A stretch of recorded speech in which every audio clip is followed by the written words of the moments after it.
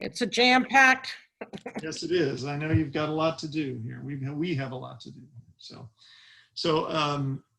Emily, I'm going to call the roll and we'll see who's on. So Ann Gravitt. Yet. I know Not expecting her. Bob's not here. Lori Stegman. Not expecting her I either. thought I saw her name. I see a chat. Nathan, her staff person, is on. Oh, okay. Corky Collier. Here. Dave Ripma. Here. Mike Weatherby. Here. Shirley Craddock. Present. Eric Molander. I saw Eric on.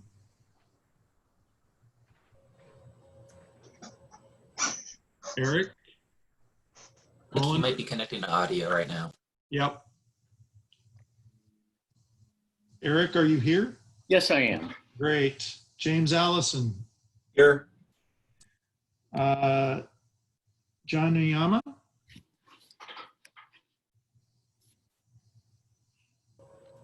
John Albell.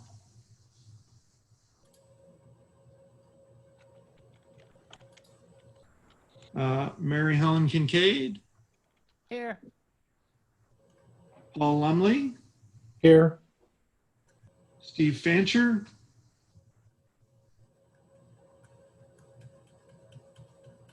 Tanny Stevenson. Here. Yeah, Stevenson. Tony DeFalco.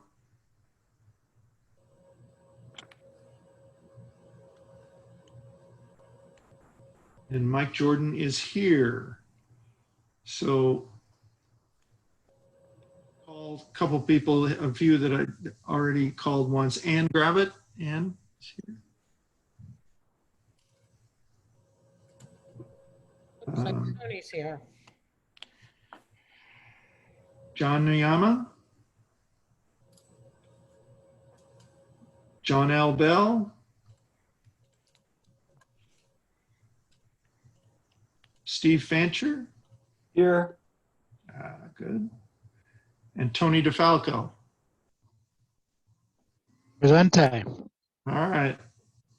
Great. We've got a quorum.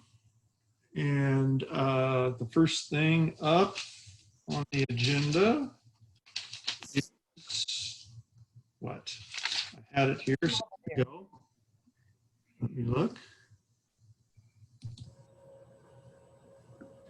Where did it go? It's gone. System overview. if that's Okay, system overview with Colin and Bill.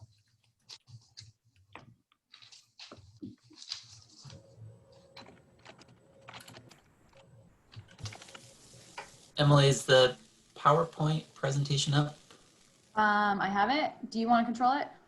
That would be great. Thanks.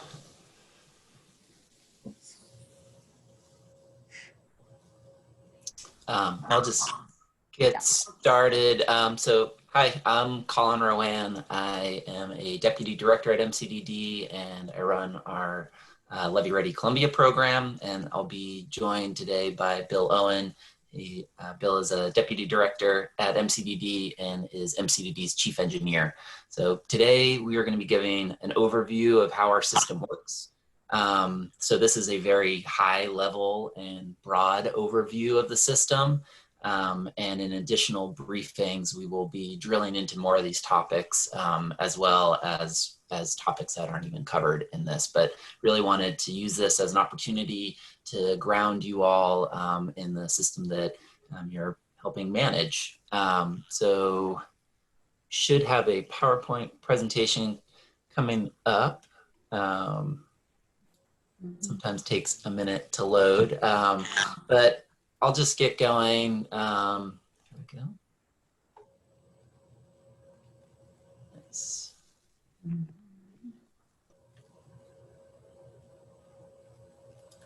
I'll just take it, Colin. Perfect. Okay. Well, This right there is perfect. So as a historian by training, I really like to understand where we came from, to understand decisions that we need to make going in the future. So really want to use the opportunity to ground and provide some context to the history of our system before going into some of the nuts and bolts that Bill will cover. So Native people have lived on and off of the floodplain for millennia. And with the growth of Portland in the late 19th century, came demand to develop the floodplain. And historically, the drainage districts, which there's 4 drainage districts going from west to east: Peninsula Drainage District 1, Peninsula Drainage District number 2, Multnomah County Drainage District, and Sandy Drainage Improvement Company.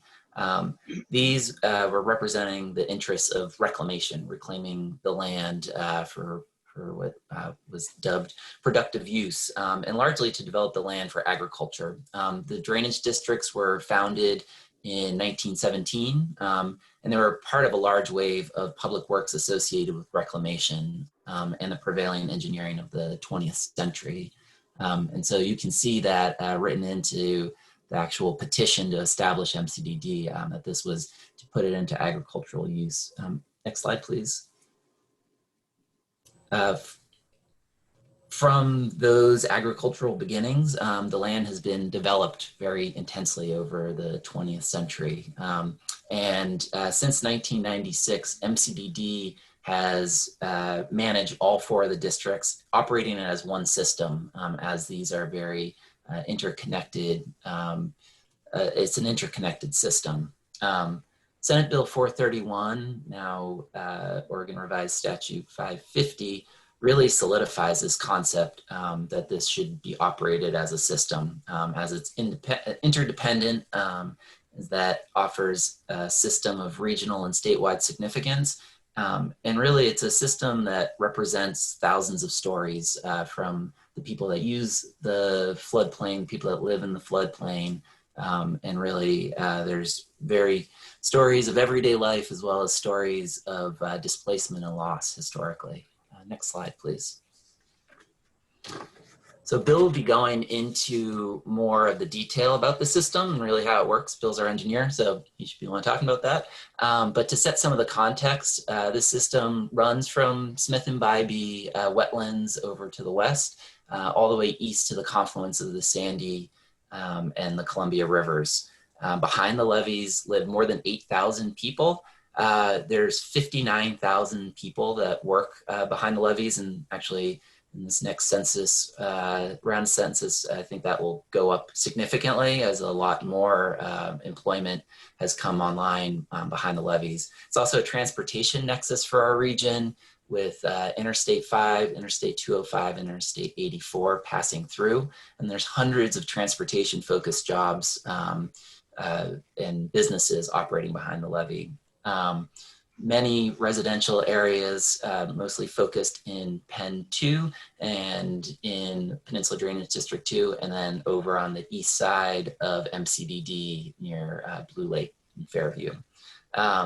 So this also holds our industrial core for the region, many jobs, traded sector, as well as small businesses. And I think it's really important to emphasize that there's an immense number of interconnected, independent parks, open spaces, natural areas, and quiet spaces to find within the drainage districts. Next slide, please. During today's presentation, we hope that you come out of it with a few takeaways that we'll be able to build on in the future. This is a system of regional and statewide significance. You'll probably hear us say that a few times because it's true. It is critical infrastructure. The system is comprised of large and complex infrastructure, and we hope to give you a better understanding of how that works as a system for flood risk reduction. And there are real risks that we face, both from flood risks from the river, as well as rain events, and risks associated with ongoing maintenance, modernization, and funding of the system. Next slide, please. So to begin with, to give a little bit background, we are going to show a quick video, just as a little context of the video. It's 2 2 minutes and 10 seconds. So strap in, 2 hours. I hope you have popcorn. No, it is 2 minutes and 10 seconds. And it is a video MCDD created a few years ago to help with our communication efforts, but we think it really does a good job succinctly summarizing some of the complexity of the system. So Emily, I think you might need to hit the advance button twice and it should play automatically. Fingers crossed. Try hitting advance one, or click on that. That's why I put that in there. It was a belt and suspender sort of thing.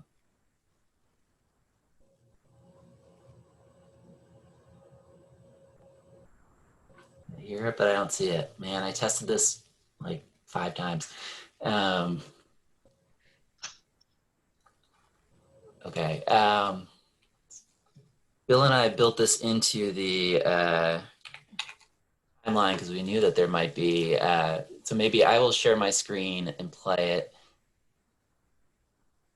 I don't know why that didn't work. In there.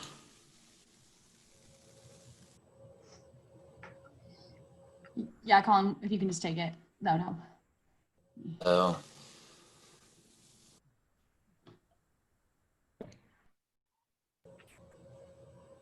And if we can't get it up, get it moving forward, we can go ahead with the presentation and be able to use it again at a later date, if that works.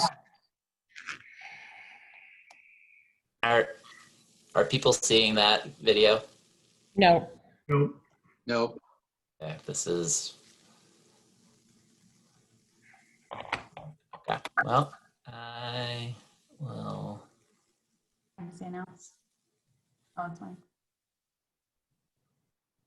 I'll just continue on because we do have limited time.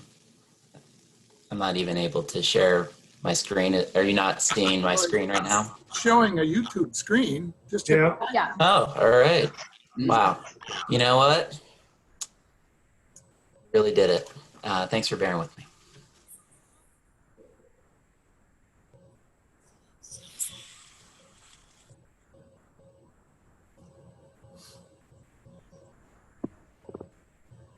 Colin, there's no sound for anybody.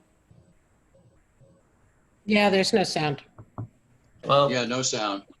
thanks for bearing with me with that very fun test.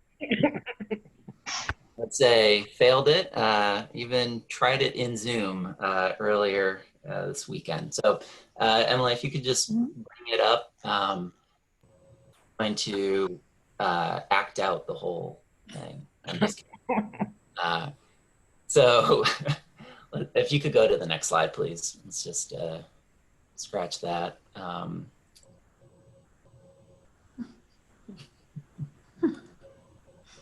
Hi. Okay. I can see. There we go. There you go. You can do this. You can do this. Yeah.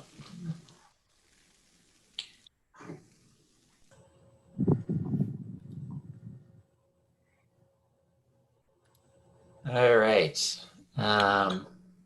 Let's get you back on time here. So really what that video showed beyond some of the, wanted to give you some of the visuals of the actual infrastructure, but it really did focus on that change over time.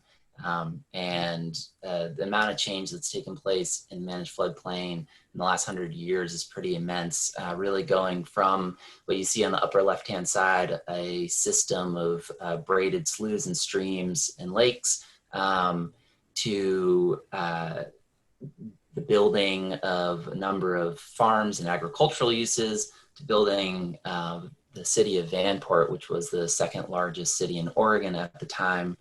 Massive flood loss experienced there, and rebuilding and leaving, where we are today with industrial, residential, and natural uses. So Emily, could you go to the next slide, please? Just gonna try to scoot through some of these. Fundamentally, I think this is really important for us to focus on, and we'll be bringing more details on our history of flooding to you and discussion of how we manage flood risk. But fundamentally, why we are here is is grounded in flooding. It's the reason why the levee and the drainage system exists, and it really has shaped this land.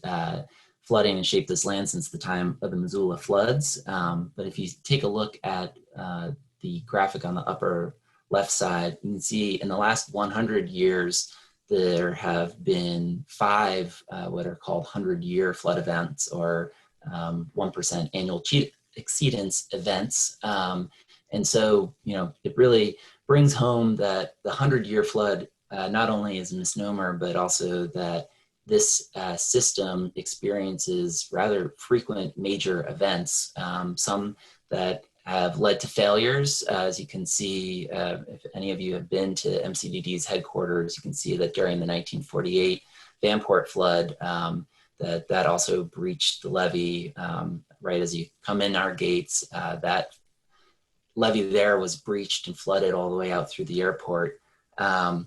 And this flood history has really informed the way that we manage the system. It informs the actual infrastructure that has been built, and also the way that we operate and maintain it.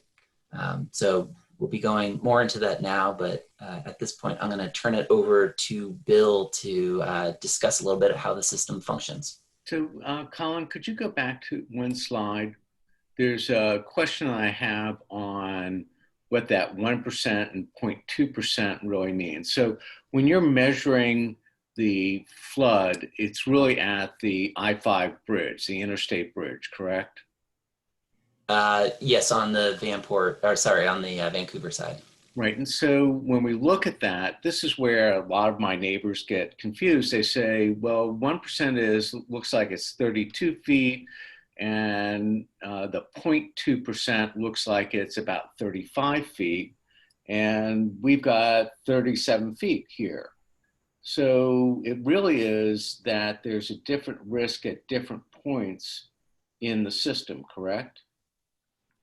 I think that's a fair way to summarize it. The system does experience risk in 2 directions, both sort of upriver. The Columbia River is obviously falling as it reaches the Pacific, and then it also experiences flood risk pushing the backwatering of the Columbia from the Willamette River. Right, and so when we talk with neighbors or people living in this area, and what we really need to communicate is that 1% risk, maybe 32 feet on the Vancouver side of the interstate bridge, but that looks like it's really 36 feet in Pen 2, because the water level is going to be at a different level shaped by geography and the depth of the channel, right? I think that's a fair way to say that the elevation on the levee in the river there immediately is not necessarily the staff gauge that is over by the I-5 bridge. Right, and so this is going to be one of the things that when people look at this and say, why does it need to be at 40 feet? We need to have a really terse, concise explanation of that so that they understand that it may register at 35 feet, but that translates into 37 or 38 feet. And maybe Bill has the exact numbers, but I wanted to get that point across. Appreciate that. Thank you. Thank you.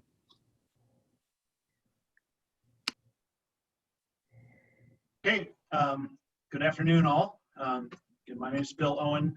I'll be able to walk you through the next series of slides and then be able to turn it back over to Colin to wrap this up. So you've had a little more background now on why the system is of a statewide and regional significance. So let's turn our attention a little bit to the components of the system itself. And our hope is that you'll have a better appreciation of the size and complexity of those components. Next slide, please.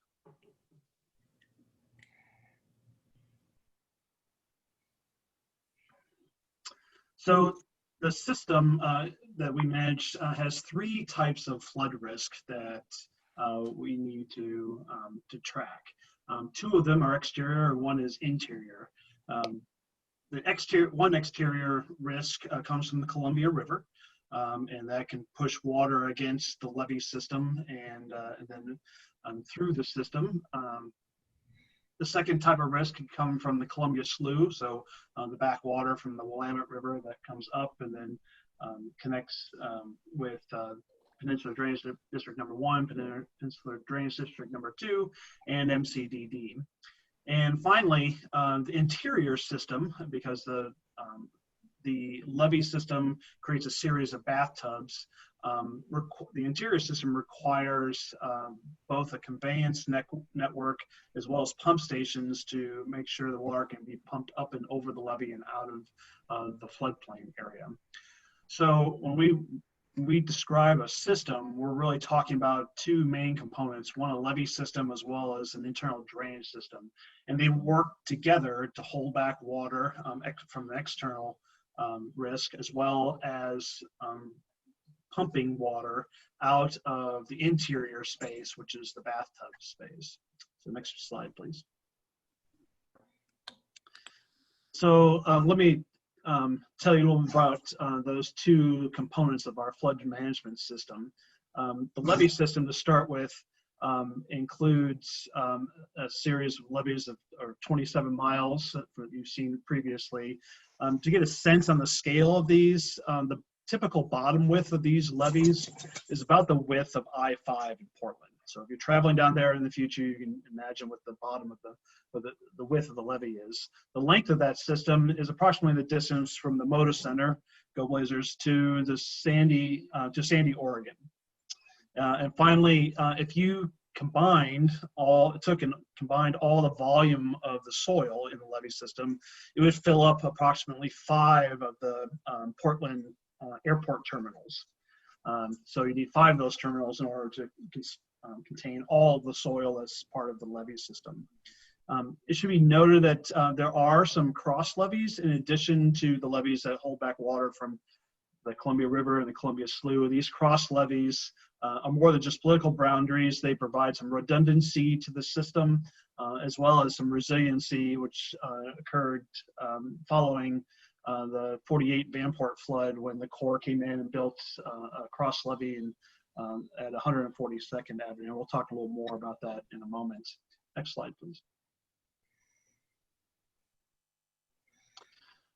So in addition to the drainage system, we have an internal drainage system, which conveys water over to its downstream point and up and over the levee system. The image on the far left is an example of a pump station. This happens to be our largest one in the system. It's pump station number 4 near 172nd on Marine Drive. Get a sense of scale, this pump station is 4 times the size of the entire Portland's groundwater pumping system. So it's not small.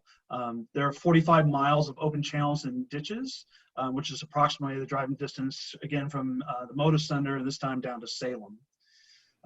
Finally, on the far right side is an example of a flow control structure, like this one out next to the TRIP development in SDIC. And it provides resiliency in the drainage system by providing staff more control options when we're flood fighting in many cases, as well as be able to control options how much water can get to the Sandy pump station. Next slide, please. So let me walk you through the main components of the system. We'll start on the west end and move eastward. First is Pen 1. Next slide, please. And in Pen 1, it contains some notable features, including the Expo Center, of course, the old Vanport sites, PI Portland International Raceway, as well as Heron Lakes Golf Course. There's some natural areas at Forest Lake, and as well as the Vanport wetlands. It should be noted that the railroad companies have an embankment on the western side, which is not technically a levee, but it provides some resistance from water flowing into the system. Next slide, please. So in Pen 1, we have both course, levee and internal drainage features. The Columbia Slough levee system, which you see on the far left side, this image is near PIR. And during high water events, this is one of the first signs of seepage that we see in the levee system. So this is certainly one of the areas we watch very closely as water rises in the Columbia Slough and the Columbia River.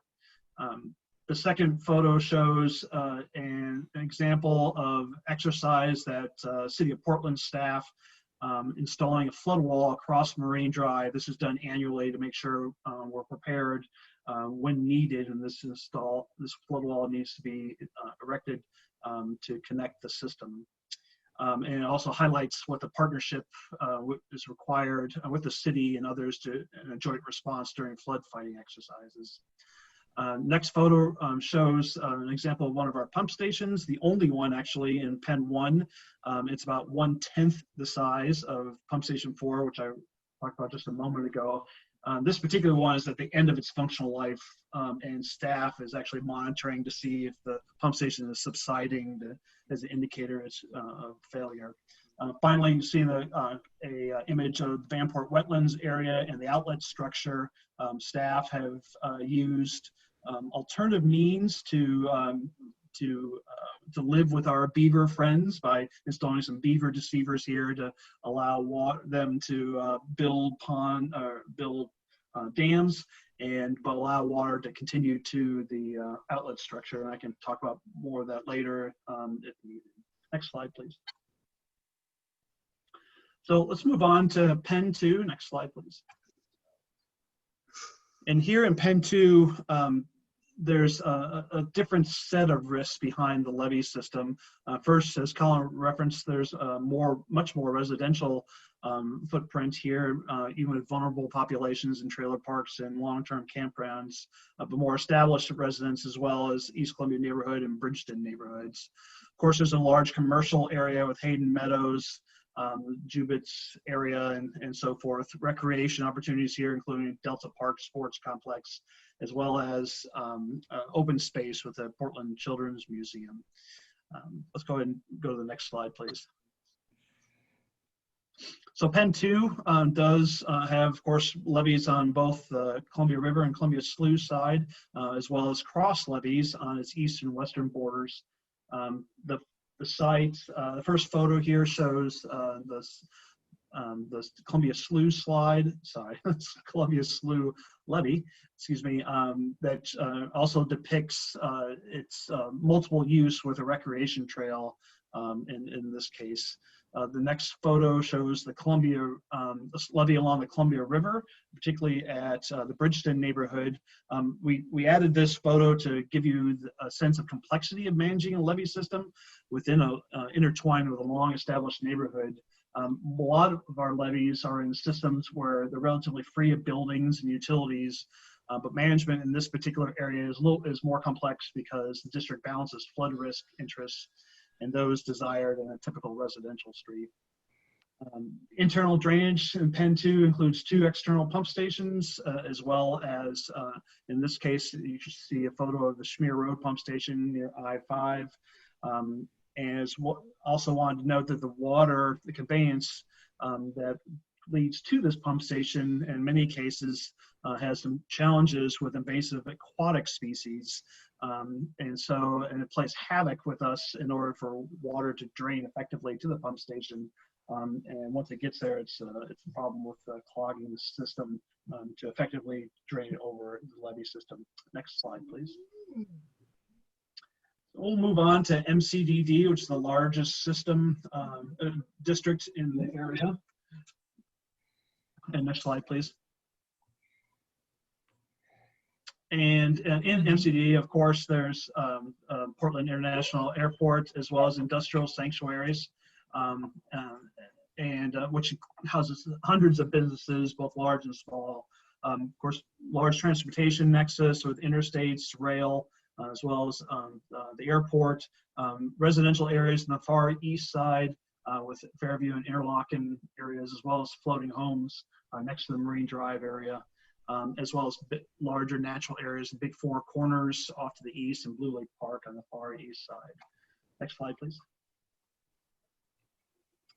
Pump station number 1 is the first photo you see here. That and pump station 4, which I referenced earlier, are the largest in their areas. It pumps water as far away as Fairview, which is over 200 blocks away. This particular facility is over 3 times the size of Portland's groundwater system. So not quite as big as pump station 4, but pretty good size. And it's what's notable about those 2 facilities, it provides the highest resiliency of drainage facilities in the system because it's capable of managing the 100-year flood.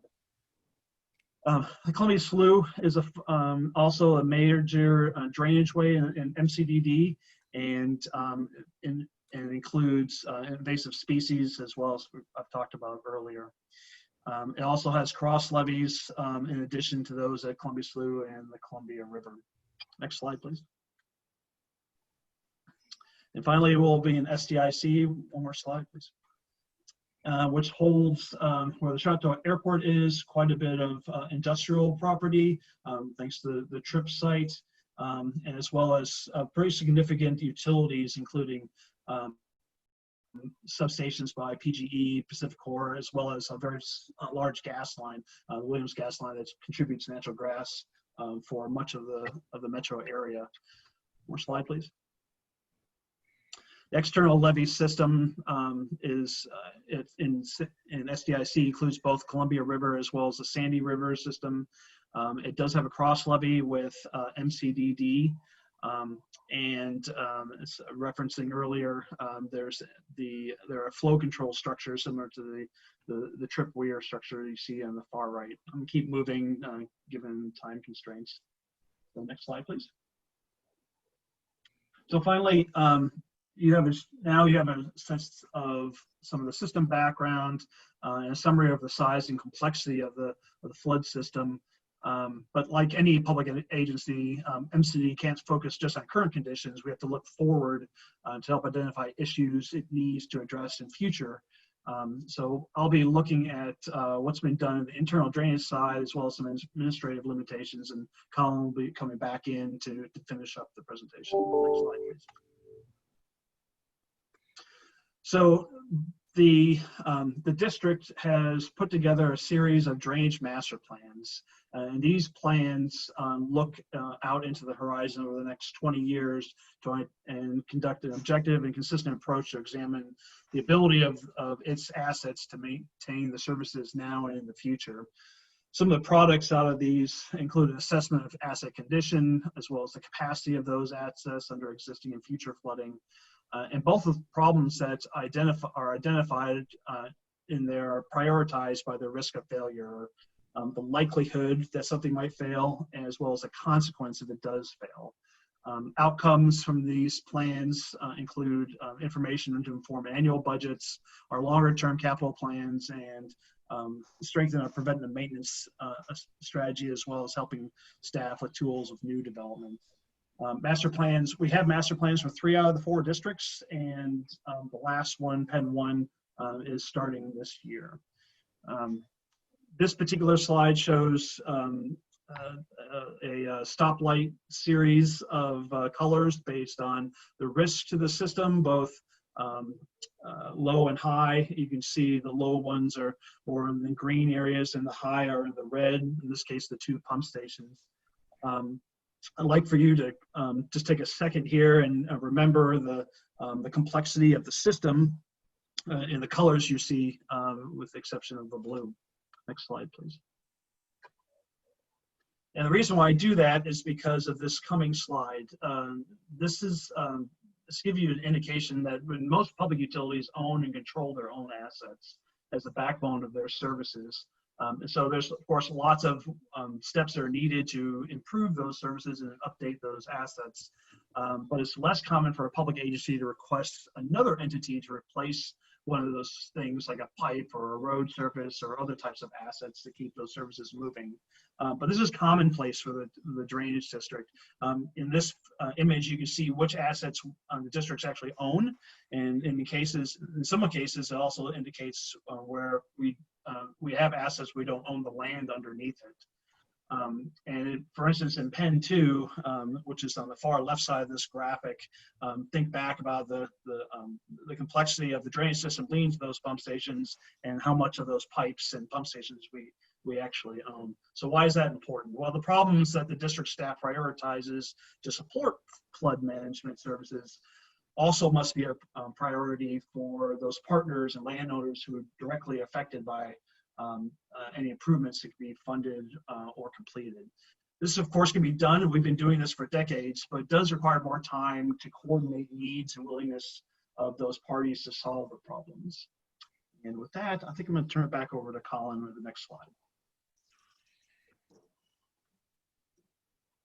Bill, just a couple more slides of substance here on how we're currently addressing the risks and challenges that our system face.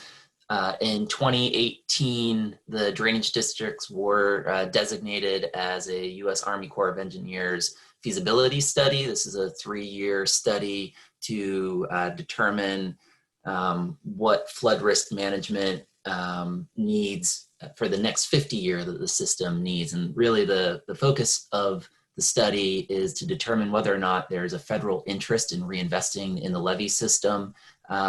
As it started in October of 2018, we are more than a year and a half through this, and the Corps has come out with recommendations. What the system needs for modernization is about $165 million worth of upgrades that would be with about a 65% federal share to do that. And really what the Corps is looking at developing a plan and making recommendations on are potential system failures, meeting modern levee standards, and really identifying future impacts from climate change, system consolidation, and operational changes to the Columbia River system.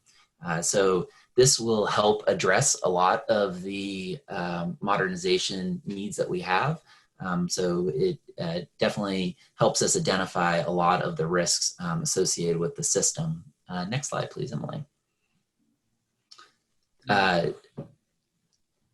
There are large projects that are not identified in the feasibility study, and that is because it needs to meet a bar of meeting the federal interest in their cost-benefit analysis. But there are other projects that we have to do to meet our other federal regulator, FEMA's requirements. And so all 4 of the drainage districts are currently accredited under FEMA. That means that residents and the map holders, the cities for the most part, are able to participate in FEMA's National Flood Insurance Program. It means that property owners have access to subsidized flood insurance and they're not required to carry mandatory flood insurance. And it also allows the drainage districts to be zoned as they currently are and for development standards to be as they currently are. In 2013 through 2017, the certification lapsed. And so we have these projects that must be done to recertify. So we are actively through the Levee Ready Columbia partnership working on identifying these projects that aren't in the feasibility study. So next slide, please.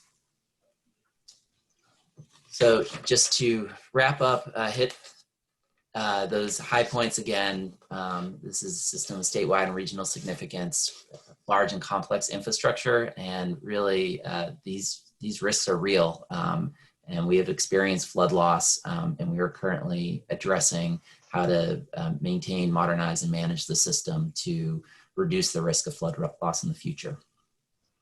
So thanks for bearing with the technological glitches there and us barreling through a lot of information. And I will make sure that we get the link out to everyone so you can watch that. And we have a lot of additional information in the briefing package that went out in May. Thank you. Are there any, I don't know if we probably don't have time for questions, do we? We have too many things to go. So perhaps if you have questions, you can put them in the chat and we can get a response to some of those. That work, Colin, for you? I believe it works, but I think we have to read the chats out. So at the end, we can do that. On the record, I can read those out at the end. So I think that's still probably the best way to get the questions in. So thank you. Okay. And I think the next is Evyn, the legislative agenda. Hi, thanks. My name is Evyn Mitchell. I am the Public Affairs and Communications Manager for Liability Columbia.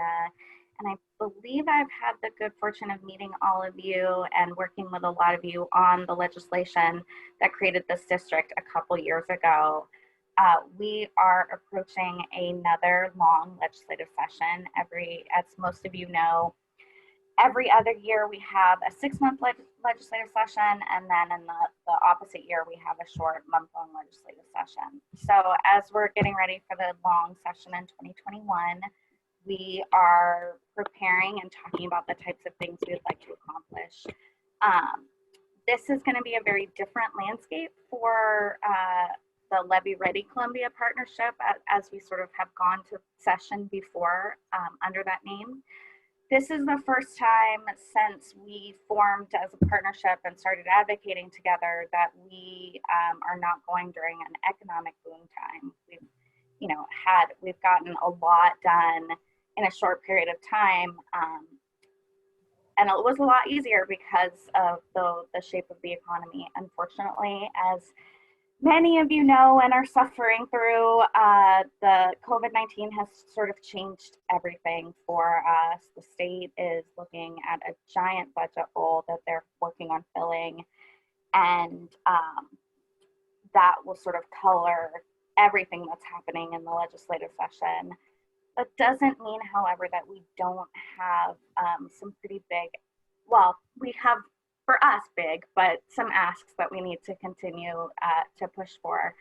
We're thinking that in 2021, we would like to go to the legislative session and ask for 2 things. One, for money for the Urban Flood Safety and Water Quality District. Currently, we're working on a proposal that would be about $1 million. That's what we asked for the last biennium, and they gave us $500,000 through the Business Oregon grant. So, we'd like to start higher, knowing that we will likely get cut back if we can get anything. And then the second ask that we're thinking about is we in the past have supported sort of a statewide levy communities in getting funding set aside through Business Oregon for levy infrastructure and flood safety infrastructure. And so in 2019, we were successful in getting a grant program started and $15 million in lottery bond sales allocated to that fund. Unfortunately, because of the state's financial position, they're not able to issue any lottery bonds this year. And so they've essentially had to cancel the plan to provide any of that funding. I think it was about $274 million total, and R15 was a part of that. So we would like to go back and ask them, depending on the situation, to reissue or to basically re-up that fund and fund the grant program. The way the grant program was set up was it was about 60% of the funds had to be spent in rural or economic disadvantaged communities. So it wasn't like we wanted to be supportive, but there was the 40% that could be spent in urban communities. So we weren't entirely altruistic. We were sort of looking at some of those funds as potential funds to help us with some of the FEMA certification projects and other projects in the future. So we're not asking anything of you all today other than just to sort of plant the seed, put this on your radar, and also to say, many of your government affairs teams were sort of pivotal in helping us to get the legislation for this district across the finish line in 2019. And so as we prepare and as your teams prepare for this session, if you can, plant a bug with all of your government affairs folks that we would really appreciate the support again this year. And then we'll be coming back to you in September to talk about this a little bit more and start to formalize our agenda. That's it. All right. We're working on it here, catching up. Thank you, Evyn. Yeah. Great. Board insurance, huh? All right, I will try to go through this really fast and to leave more time for for items that will require your deliberation, the bylaw. So the purpose of today is just to give you an update. Go ahead and scroll through, Emily, to the next page of where we are in pursuing coverage for all the great work that you're going to be doing as you administer this flood control system. Being a special district, you have now become a member of the SDAO, which is an organization that was organized in the late 1970s to just give special districts more political power. And through that, it formed a special district insurance service trust that allows for all the special districts to procure insurance at a predictable and cost-effective rate.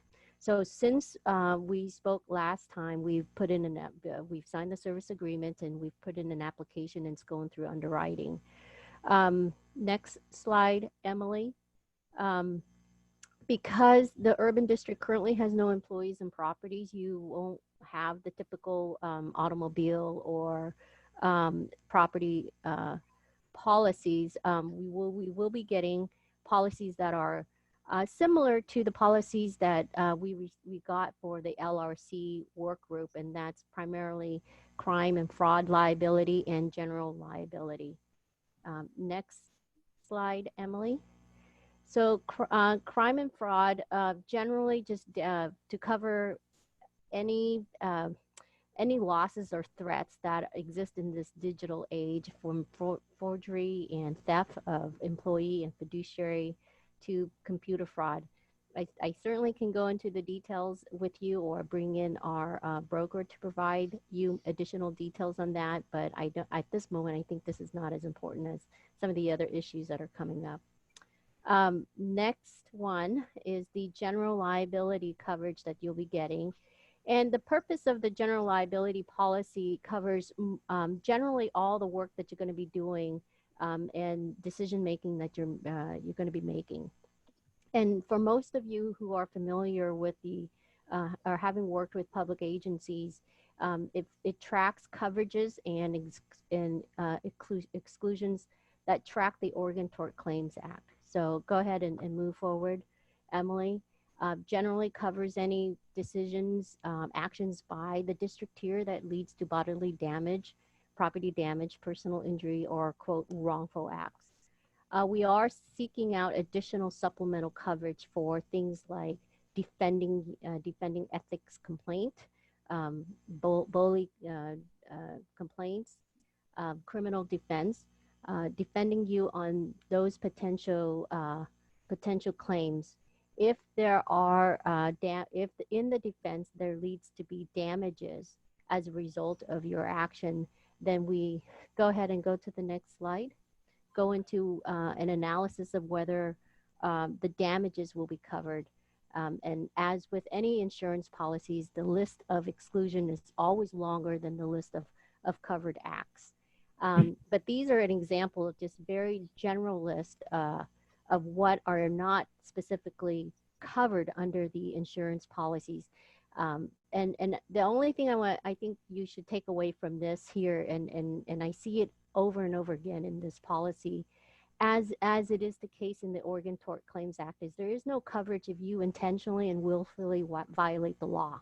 So if you know what the law is and your decision goes outside beyond that law, there is no coverage for that. And because under the Oregon Tort Claims Act, there's no obligation for the district to defend you and cover those liabilities as a result of those intentional, willful acts. So with that, I think that ends my presentation portion. And I know that this is a lot to dump onto you at this moment. And I think that later on, when we have a little bit more time, I'm happy to bring back the broker and we can talk about all the different details of the policies and the exclusions.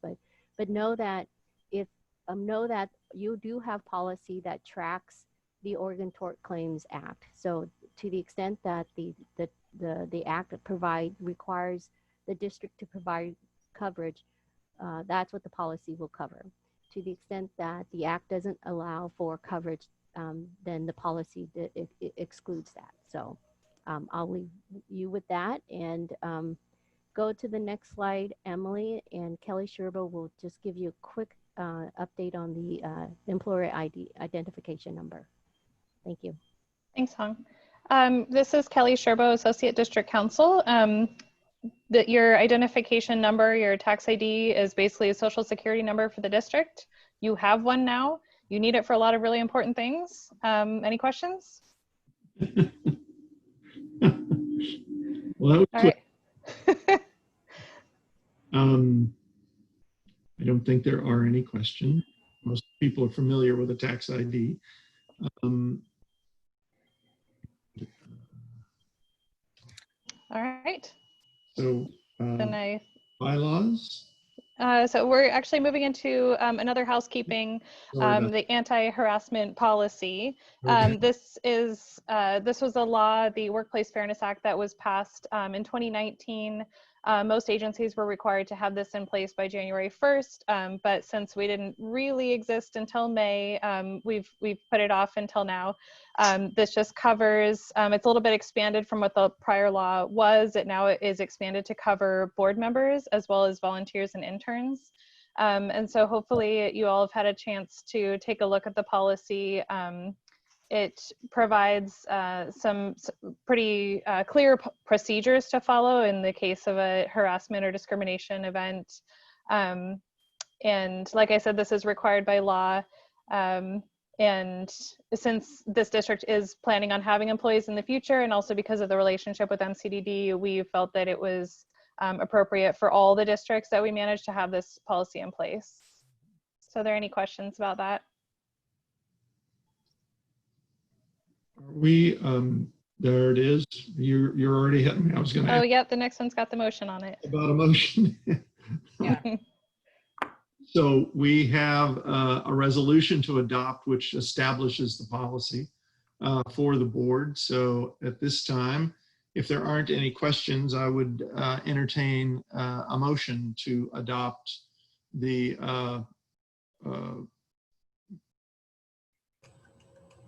workplace harassment. Sure, this is Corky. I'll move that the Urban Flood Safety and Water Quality District adopt resolution number 2020-08-01, establishing a policy prohibiting workplace harassment. Second. And was that you, Mike? Yep. It. Okay, great. So Corky moved, Mike Weatherby seconded. Is there any discussion on the motion? If not, I'll call the roll. Or Emily, can you call the roll?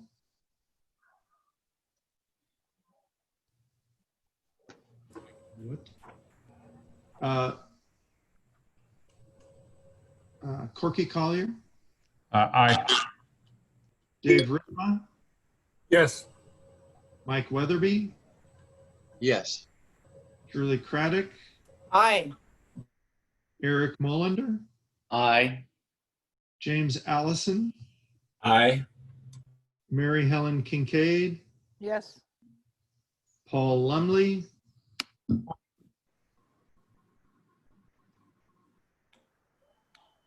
Steve Fancher? Yes. Tanny Stephenson?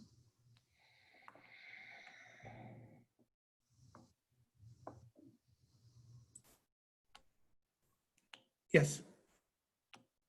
Tony DeFalco? Yes. And the chair votes yes also. Is there anybody that's come on the call that I didn't call?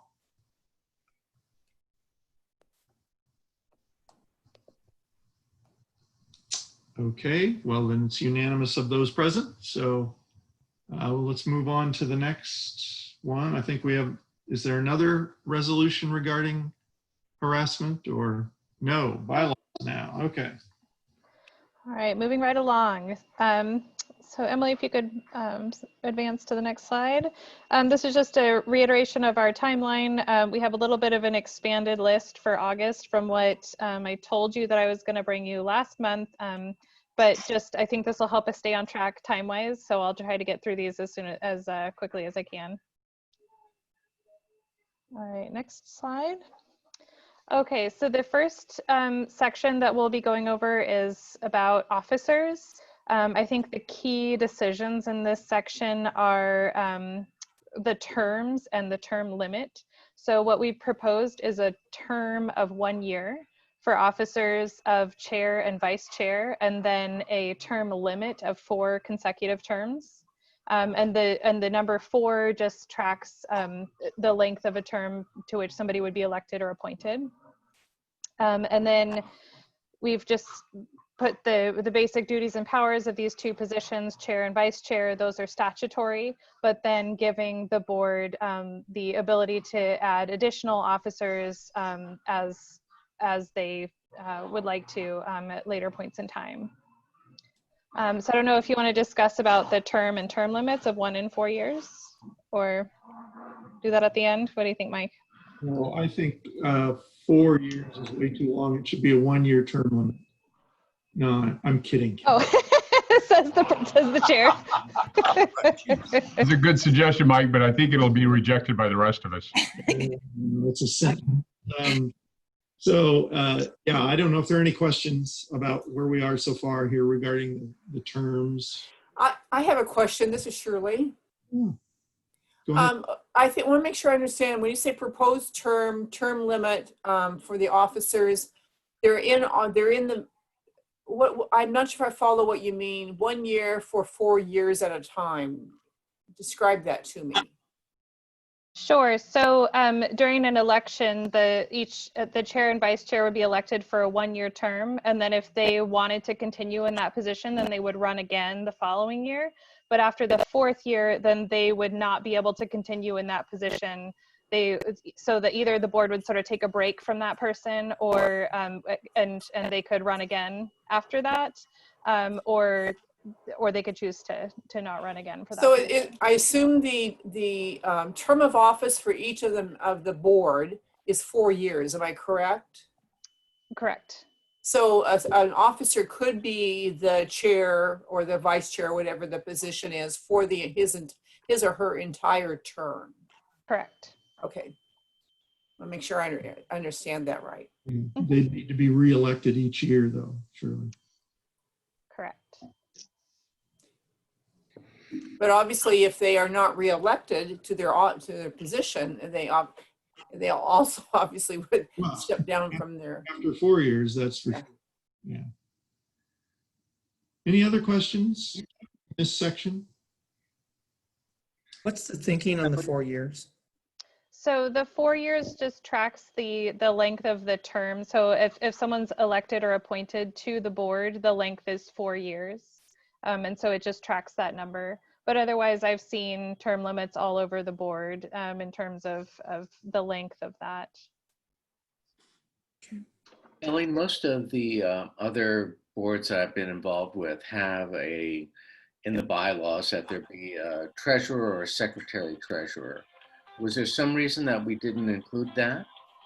The only reason why it wasn't included is because it wasn't in the statute. And so that's why I kind of left the open-ended section of other officers that could be determined by the board if wanted or needed. But we certainly, otherwise, I can certainly add those positions. And I've seen the same thing of having a secretary treasurer or both positions outlined in the bylaws as a permanent officer. Mike, it's something that I would recommend. I think that we need somebody that is going to maintain our fiduciary responsibilities, and would hope that we could add that in as part of the bylaw. I think if in fact they were going to take on those kinds of responsibilities officially, we need to draft some language around what those responsibilities really are. I don't know if we have any limitations on that or if the statute is completely permissive for us, we can structure ourselves any way we want. Kelly, do you know? Yeah, I would say it's more the second thing. I mean, you wouldn't be able to give away any authority that the board holds as a whole. But in terms of somebody who is in charge of making financial presentations or tracking those sort of things, I think you certainly have the ability to add additional positions if you want. And we'd need to explain those positions' authority or responsibility relative to the staff, wouldn't we? That's exactly right. Yeah. Yeah. That is correct. Because currently, at least as I understand, currently we've basically, Peggotty is kind of accountable for all of the staff work. Yes, and they do, and we have a financial staff, and we Right. present that information, as well as far as the secretary is concerned. We record all the meetings, so we maintain all of that information. It's a little different than it's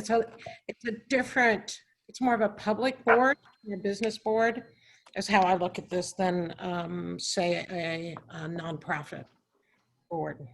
Mm-hmm. Clearly defined roles. I have a question. Yeah. Is this for the interim board, and then the permanent board will have different set of bylaws? No, this is intended to be a set of bylaws for both. This is Tony. I have a question as well. It's really important that we have that added in, that we have a treasurer, secretary treasurer as a permanent position. So I can bring back a proposal at the next meeting or the following meeting if you prefer. Kelly, that'd be perfect. Thank you. Okay. This is Shirley. I guess I'm still trying to figure out why we would need a secretary treasurer, because we have the staff that do that for us. It's pretty straightforward. You still need somebody that is really responsible for the integrity of this. And it's part of good corporate law. So the treasurer would be the individual that would actually has the power to sign checks. And this is really just good corporate governance to have that individual. It also enables us to meet our fiduciary responsibilities and is an appropriate mechanism to maintain really good financial records and internal controls. Well, this is a public agency elected by the public, and we have professional staff that do that. So I guess I'm still don't see that nexus there. Right, and it's really about what our role is and our fiduciary responsibility. So as a board member, we do have a fiduciary responsibility for the financials, and we just need to maintain that in good order. And don't all the board members have that responsibility? That's So true. aren't we And that's the reason that you would want a board member that would have specific responsibility for maintaining that as well. And just, I will add one thing. As an executive director, the executive director also has that responsibility to the board to ensure that we are meeting your budget requirements, fiduciary requirements, and also that we are enacting the policies that the board has implemented or has voted on. So I guess I just like to ask the attorney, not today, in the future, to give us an evaluation of that. I sure understand Eric's concern and the reason why we need to have that, but I don't know in this structure that we actually need that. So I'd like to hear the attorney's position on that. Yeah, we can come back to this issue. We'll tee this up for discussion, but each individual board has a fiduciary duty to make sure that it can with respect to the finances and the budgets, and whether you want to delegate that to another officer, that will be a policy decision from the board. So we've got to keep moving here. Hong, I guess we need not only potentially some language that, or some suggestions about language if we were to want to do this. I think I'd also, if we could get a little broader kind of staff report on what the norm is, or what either the positives or pros or cons are for this kind of a structure. I'm familiar with the structure in the nonprofit world and the for-profit world. I'm not as familiar with the structure in the public governmental world. And so it really goes to a little bit to form of government. You see cities that have evolved from a commission form where the elected officials basically were in charge of everything.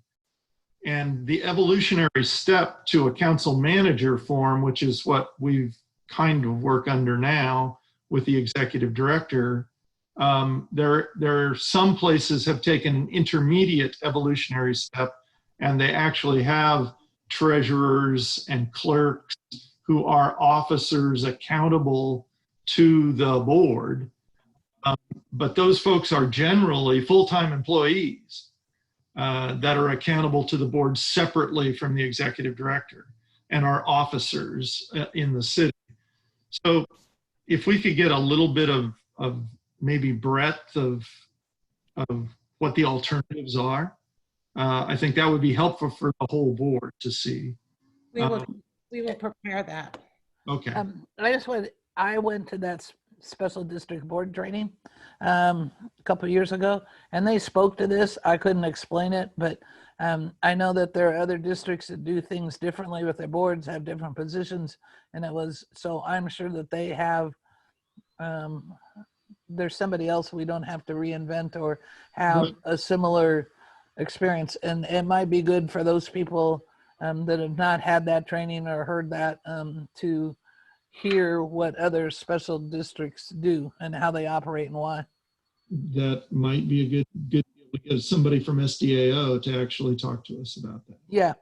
That'd be great. I agree. Otherwise, it appears to be some redundancy. It's a policy question for sure. Mm-hmm. And as a counterpoint, the districts currently in their statutes, both the 547, which is the drainage districts, and then the Drainage Improvement Company, both have secretary, treasurer listed in their statute. So it's just structured a little bit differently. So we can certainly bring you back something at the next meeting. I see that Tony DeFalco put a question in the chat. How is the UFSWQD incorporated under Oregon law? So I'll try to answer that. So we are incorporated as a sort of special district under ORS 550. So we're governed by our own statute, as well as ORS 198, which is the general special district statute. I don't know if that answers your question, Tony, or? Yeah, and are we that status right now? Or is that a future condition with the permanent board? We are that status right now. Mm-hmm. Okay, thank you. Sure. So we need to keep moving. Yep. That was the first section of bylaws today. All right, Emily, can you scroll to the next one? All right, the next section is just on subcommittees and stakeholder advisory committees. So both of these things are somewhat in the statute. One thing to note is that any subcommittee that is making recommendations to the board, as opposed to just providing information to the board, has to follow public meetings law. So we would have to put public notice, and public would be allowed, all that kind of stuff. And that's just to help make sure that all the decisions and anything that leads to a decision is transparent and available. The stakeholder advisory committees are in the statute, and the way that it's written, we believe that it's intended just to apply to the permanent district board. And these are just to be set up to advise the board on various aspects of operation of the district. And these are also subject to public meetings law. So any questions on those two things. Subcommittees to be formed by the chair, subject to board approval, pretty standard. Okay. All Next. right. Next slide. This is basic and complicated at the same time. We're talking about quorum and then minimum voting requirements. So quorum is not defined by public meetings law, but it generally means a majority, which is more than half. And so in the case of the initial board, that would be 9. And then in the case of the permanent board, it would be 5. And then in the minimum votes requirement is how many folks are required to agree in order to move something forward. And best practice is generally that also a majority of the full board is required to move anything forward. So, so if there was only a quorum present, that would require the entire quorum to vote yes to move something forward. The alternative would be a majority of quorum. So if you only had quorum present, so if you only had 9 folks present, then if only a majority of the quorum is required to agree, then that would be 5. But what that means is that 5 people agreeing would make a determination for 17 of the full board. And so our recommendation is majority is quorum, and also majority is required for a minimum vote. Any questions on that? So 9 to pass. Correct. Okay. Mm-hmm. I think in my experience, where we've run into problems is when you have difficulty getting enough folks to show up. And I would say that we should adopt this until we have a problem, and then we can. Then if we had to adjust, we might have to do that, but I don't foresee that. So. Agreed. All right, Emily, next slide. Okay, this next section is on the budget committee. And this basically just tracks Oregon public budget law or local budget law and the only sort of decision that's in here is that you have the opportunity to appoint an equal number of electors on your budget committee as the number of board members. So that would mean you would have 17 board members that make up your budget committee plus 17 appointed electors from your district, which would mean that you would have a budget committee of 34 people. And you're welcome to do that. We've recommended not doing that. Districts that have a population of 200,000 or more do not have this requirement. And so we've sort of felt like 17 was an unwieldy enough number, but that is a decision in this section. Well, if the board decides to have a budget committee of 34, Tanny is the permanent chair.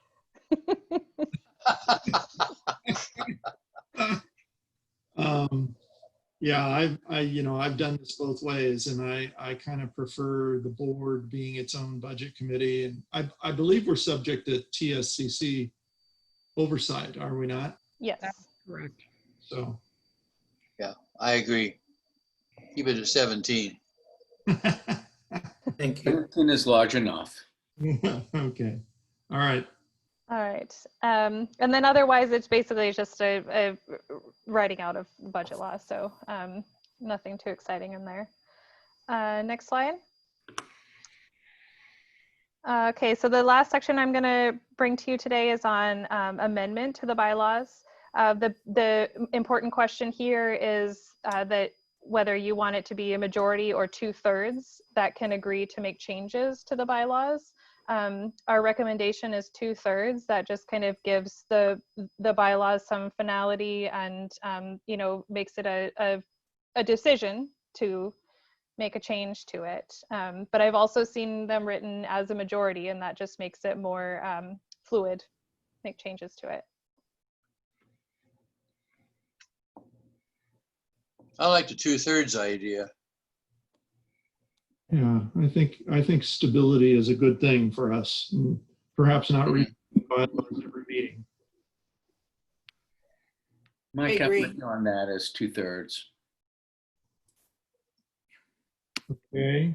And then severability. Yeah, severability is just something you might see in contracts and in many bylaws, and that just means if any portion of the bylaws are found to be not congruent with current law, then just that portion is considered removed and everything else remains in effect. Mhm. Great. And that's all I have. Good. Thank you so much. And you'll be back next month, right? Another. And probably the following month. Okay. Not getting rid of me. All right. Okay. Budget work group. Tanny? Hey, good afternoon, everyone. As you know, we have a $280,000 shortfall, and the committee met again on August 1st. And as Evan alluded to earlier, one of the first things we're looking at doing is requesting $1 million from the legislator. We are also still looking at possibility of grant funding. And then the other thing is creative solutions. And under that heading, we are looking at going to the IGA board and requesting $75,000 that they have unappropriated in their general consulting bucket, which would drastically help this board out to get that money. And so that's one of the things we're looking for today is basically approval to follow the committee's recommendation to go request those funds for this fiscal year. Guess what I'd ask is does anybody have an objection to us going and asking for those funds? That board meets next week. We'd have that discussion, I believe, next Wednesday. Correct. September 1st. Yeah. Is there any objection Good to idea. the request?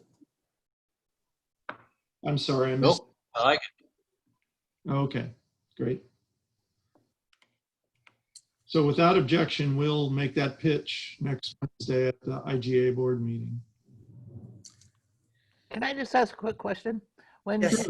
and not being the money person, when you say IGA funds, you mean from the 4 different districts?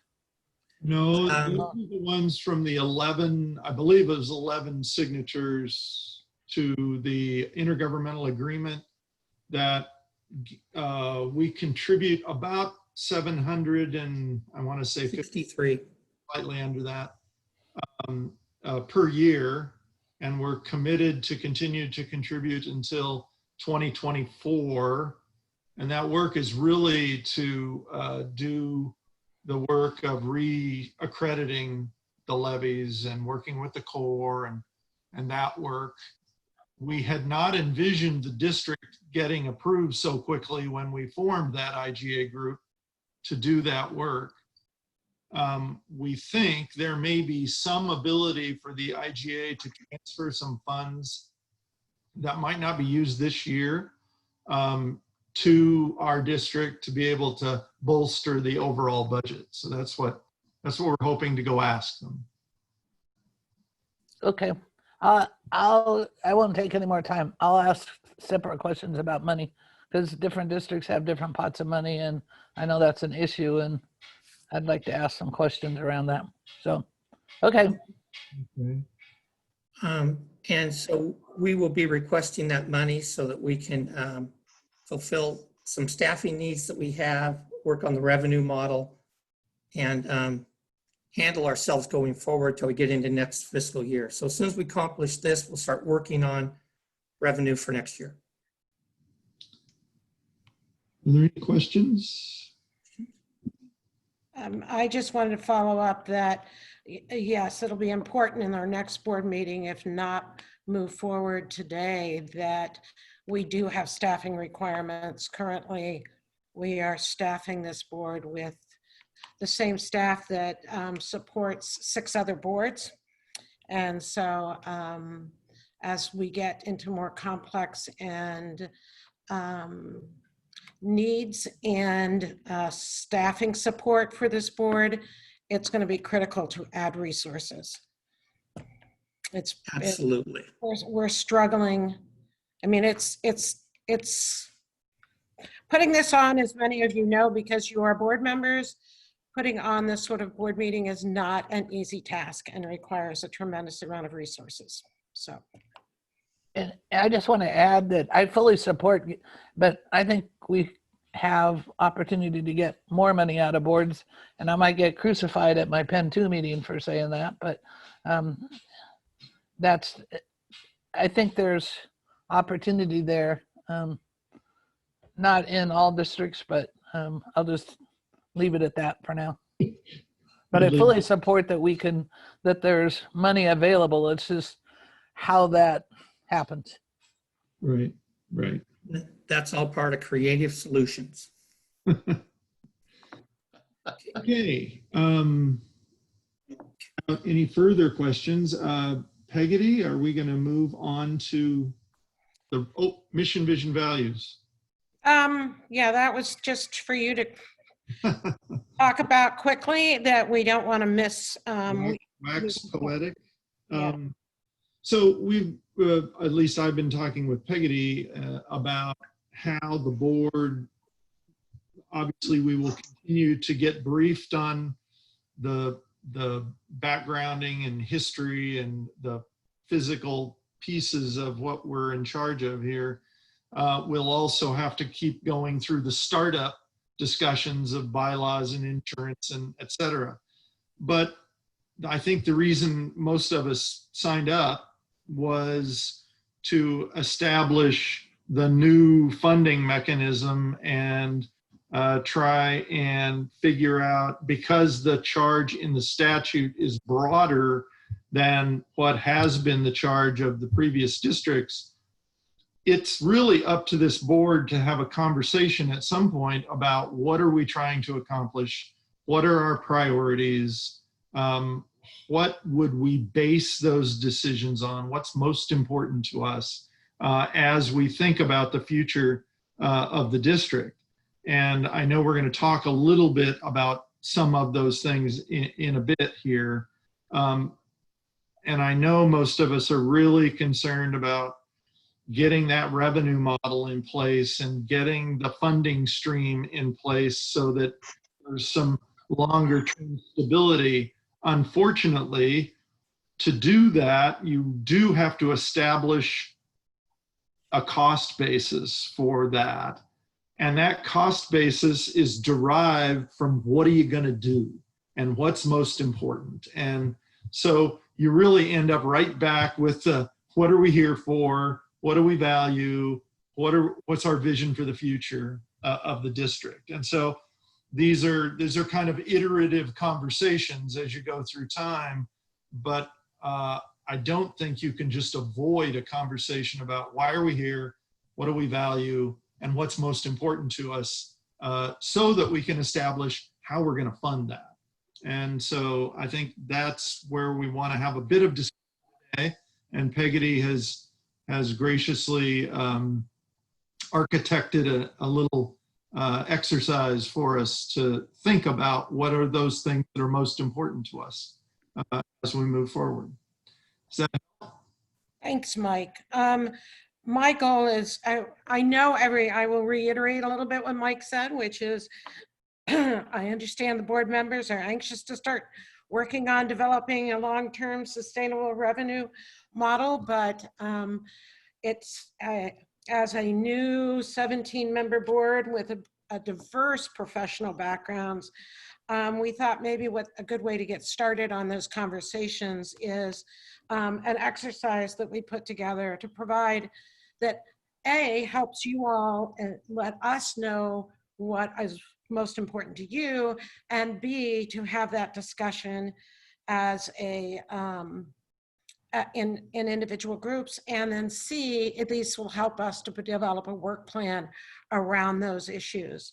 The board or the staff really wants to support the board, but it's good for us to get an understanding of where you're coming from, where your priorities are, et cetera. So this little exercise, I have to give my staff tremendous credit for putting together. I know in your board packet that you, next slide, Emily, maybe. in your board packet that you received at the back of it a spreadsheet kind of matrix with a revenue development exercise to it. And I think Emily's going to put it up on the screen. And so what we've done is put together some categories that we see are important to developing that model. And so we've defined some categories on the left. We've used some examples on the right. And what we're going to do is provide a mechanism for you to kind of rank them individually and then as a group in groups of 4. And this is going to help to inform you all and the staff with an understanding of how we want to start developing a framework around this. And we won't have time to provide the feedback right away, but we will have it available to you at our next meeting so we can discuss from there. And I'm going to turn this over to staff because they have brilliantly put together this technology to allow us all to do our work. So thank you. Yeah, so I can explain. So what we're looking at here on the screen is just a form that we put together for you all to do this individually. So this would just allows you to walk through and select your priorities in order. And as Peggy mentioned, there's examples and categories up top for you to reference. And so I'll go ahead and share a link to this in the chat. If you can click through there and go ahead and fill it out, and then we'll just take about a 5-minute break while everyone's doing that. And then I'm going to send everyone into breakout groups where we're going to we have kind of some random, 4 different random groups that we'll put together just to have this discussion in small groups and put together lists of priorities from those smaller groups. And each breakout room will have a staff member in there to take notes and put that together for you. So barring any, new technical difficulties, let me pull this link up and put it in the chat for you. Yeah, and the beauty with this is you can do it individually, then we will break out into groups. It provides an opportunity for you to work with some of your other board members, fellow board members, and come up with a consensus on what the 4 of you think are the priorities. So it provides some opportunity to talk as well. Everyone. Okay, so I threw that form, the link to that into the chat. If anyone has trouble with that or wants me to send it to email, depending on what you're looking at, just let me know. And otherwise, we'll just take about 5 minutes before I send everyone into breakout rooms. Emily, there seems to be a little bit of overlap between some of these categories. So as we're ranking those 1 through 5, we're not ranking just 5, we're ranking all of them. Is that correct? No, you're ranking just 5. Yeah. We're taking the top 5. We know all of them are important and all of them are going to be, what we'd like to know is what you as an individual think is the top 5 things we need to focus on right away. But Peggy, you can't focus on operations and maintenance unless you have appropriate assets. What am I missing here? I mean, I think it's the way you're thinking about it, Eric. So some people may not think about it in that order. And so if we're saying that you cannot focus on operations and maintenance without first putting together your list of assets. You should document that. You still look for Homework. so the, okay, I will go ahead and talk about it in session. Here you go.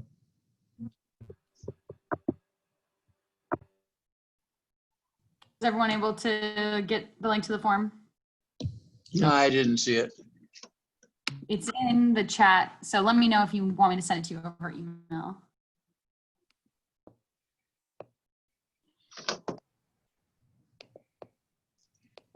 Probably try an email.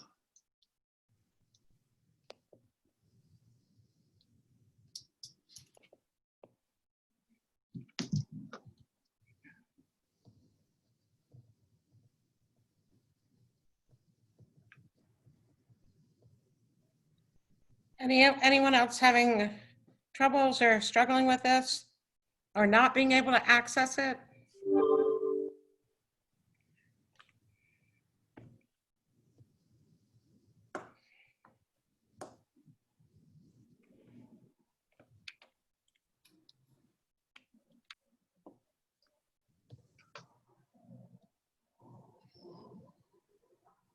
I like that you could keep submitting responses. You want to submit another response?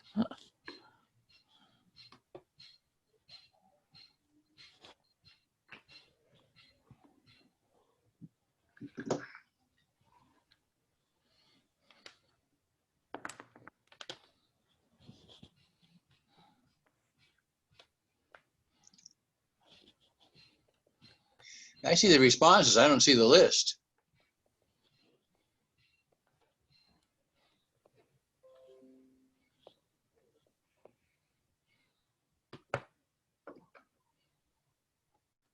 Is that an email already?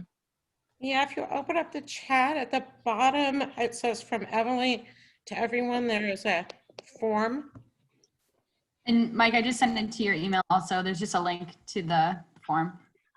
Where I did my responses and said submit, but does it show it? Okay, so you see that. Okay. We'll be collecting those, and then as she mentioned, we'll just go through this discussion again. Okay. Because it kind of just went poof and was gone. Well, that's how my brain works, Mary Helen, but I was hoping the paper wouldn't work that way. Well, I thought it was a rather polite way to not have to pay attention to what I said or be responsible for it. No, we would not want to do that.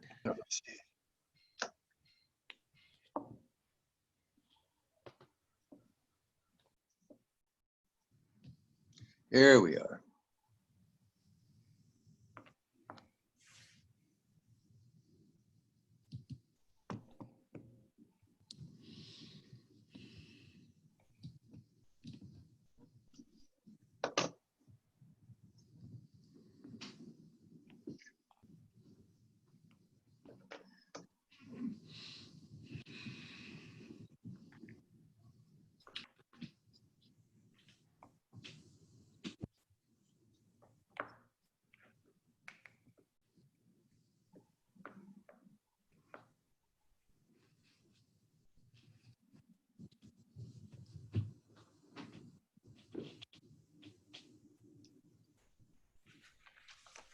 Emily, are you keeping track of time for us?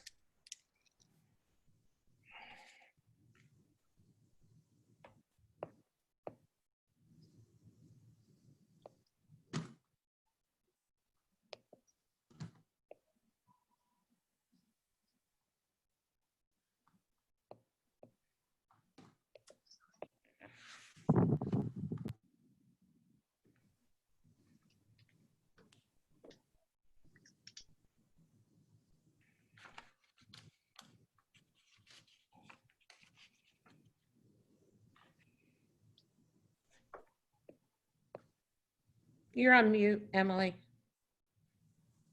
Oh.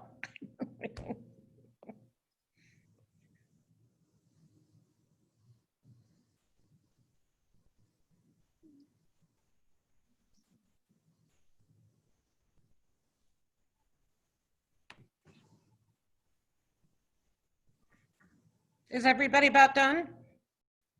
Yep. Okay. Now, Emily, do you want to talk about the next phase for us, please? Thanks. Just give me about 15 seconds. I'm going to throw you all into separate breakout rooms and with staff, and then you will go ahead and have this discussion just in small groups. I'm pulling and assigning everyone to rooms right now, so this will just take me a few more seconds.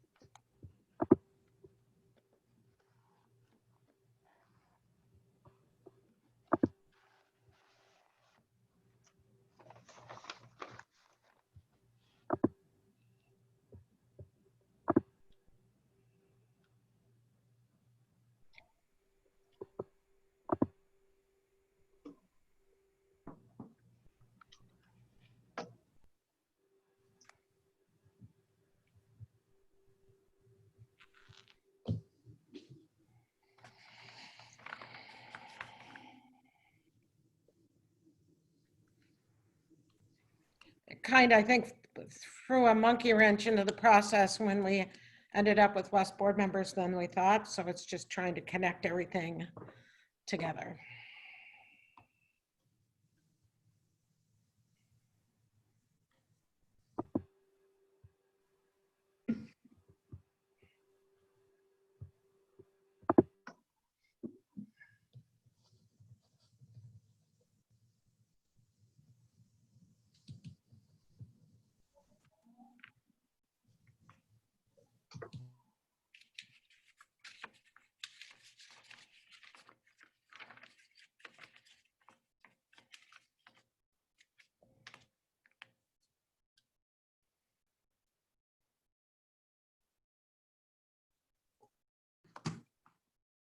Okay, so you should have received a prompt to go into a breakout room, and except for staff, like most of the staff is staying in here hanging out. And after 20 minutes, I'll pull everyone back. It probably better be 15. Okay.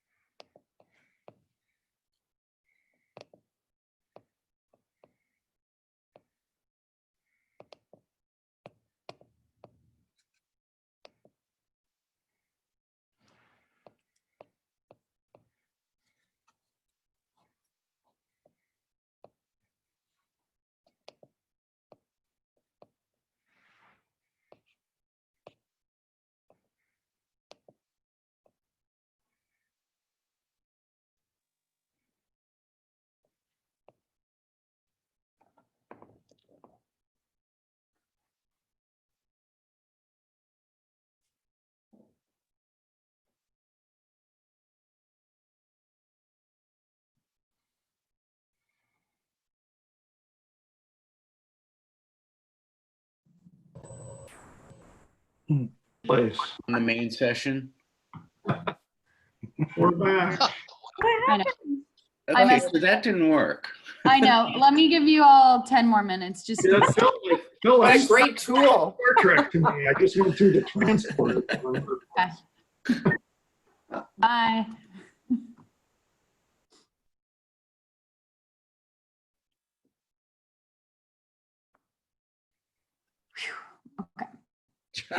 Poor Emily, I'm sorry. Right. Can only do so many things at one time. You do far more than most, so at one time.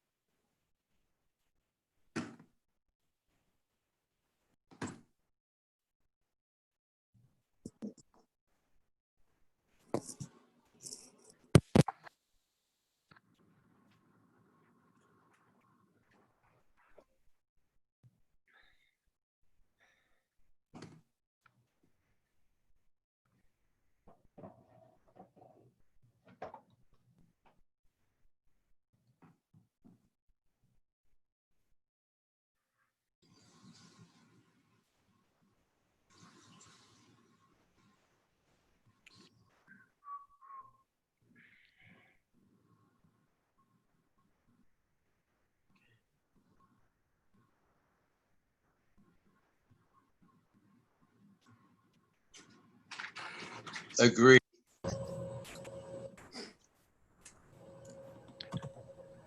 We're back. Feel like I'm going through a wormhole.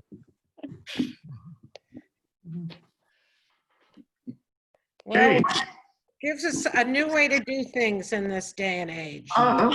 Who's facilitating this part? So we don't have plans for a report out on this. We'll do that at the meeting. So now we just. Oh, okay. Yeah, this is just collecting information, and we will report out in September. I was hoping to hear what all the smart kids came up with, but I guess I'll wait. I can. Okay. All right. What else do we have then today? Typically we just close with if there's any public comment, and then I think the meeting could be adjourned. Okay. Let's at least do that officially. Is there anyone who's come on to have a time for public comment? None? We're supposed to also read the chats. Yeah, that's right. Thank you, Paul. Thank you, Paul Lumley. That's Colin's job because he's been so diligent at making me remember that he has to read them. Right, I will speed read the comments. From Nathan Clark at 3:04 p.m. Commissioner Stegman unable to join today, but I, staff, am here. From Shirley Craddock at 3:45 p.m. As I understand, the Columbia Slough is a separate water system from the Columbia River. However, was it created when the levee system was constructed in 1917, or did it already exist? From Tony DeFalco at 3:47 p.m. Questions read, description of the system. 1, have Black families flooded out of Vanport been given reparations? 2, have Indigenous people ever had any of the lands returned to them or provided reparations? 3, what are the gender and racial demographics of the 8,000 residents, 59,000 workers and businesses? Tony DeFalco at 4:07 p.m. Question for Kelly, how is UFSWQD incorporated under Oregon law? Evyn Mitchell at 4:22, Mary Helen, they're talking about the Levee Ready Columbia Intergovernmental Agreement Board. Emily gave a alphanumeric. I don't think I have to read what the link is. That's a link to the and feedback form. Almost done. Nathan Clark at 4:37. I'll share this form with Commissioner Stegman when she's back in the office. And finally, Evyn Mitchell at 4:38. Thank you, Nathan. Please let us know if you have any questions or if Commissioner Stegman needs anything. Exclamation point. Thank you.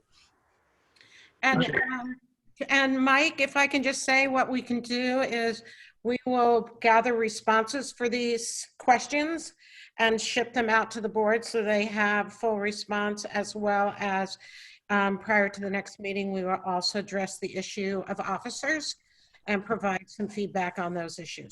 Well, that'd be great. And I don't know how long it will take. It might take a little while, but if you distill the conversations of the different groups, could we get that out so the board members can start to think about all the different comments that were made during Perfect. Yes, the we will do group that. stuff? Will That'd be we, great. will we get a list of what those items were? The list of priorities or categories? Yeah, I think so. Okay. It's Okay. in your meeting packets, Oh, okay. but then we'll send you updates with everybody's answers. Yeah. Okay. So it's all tied together with a bow. Anything else for the good of the order today, gang? I want to make it a real important point to thank all the staff. This isn't an easy thing to do. It's easy to show up, but it's not easy to put together all the people that make these meetings work. So all of you who participate in that, thank you. Thank you very much. Really appreciate it. And we'll see you next time, gang. Mike, there's some famous person, and I don't know who, but a quote that said, the brilliant people make the hardest things look easy. And I think that's what this staff has done. Absolutely. Here, Mary Helen. Thank you. Bye. Everybody.